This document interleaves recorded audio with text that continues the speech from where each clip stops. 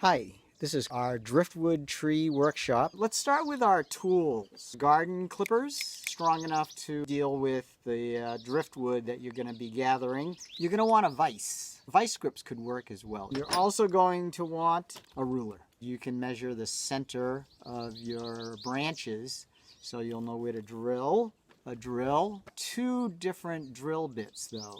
You're going to want a drill bit that's a little bit thinner than the trunk of the tree. And the trunk of the tree that I'm using is wire from an old political sign. You could use a wire hanger or some other stiff wire that you have. And then you're going to also want a drill that's a little bit thicker than the trunk of the tree. Here's your marker, have a marker, and a little bit work surface. So you don't drill through your tabletop, just a little piece of wood to work with. Let's get started. I'm going to use for the base this really cool piece of driftwood. You can also just get a piece of wood and stain that if you want that as a base. Generally speaking, you want the base to be a little bit shorter than the height of the tree.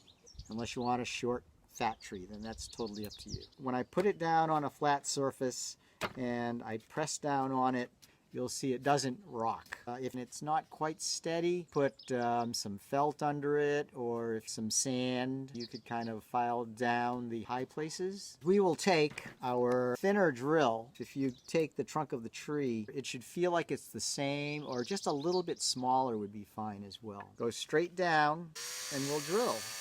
If you have a drill press, that's even easier. Take this. I don't have my hammer with me, but I'll just take my piece of wood here, put that right into the hole. So that's ready. So ideally, you would like to get pieces of weathered wood, driftwood, or if you go in the woods, it's weathered. For this tree, which is going to be about 14 inches high, you'll want something that's about the same width as one of your fingers. You're going to want to orient the branches so that they curve upward. I am going to trim this. You want to make sure that as we cut our branches that they form a pyramid. This one's going to be near the top, so we're going to measure. This branch is 11 inches. Whoa, this tree is 18 inches. That's nice. I'm going to trim this so that it angles inward. All right, so there we go. We'll just cut that.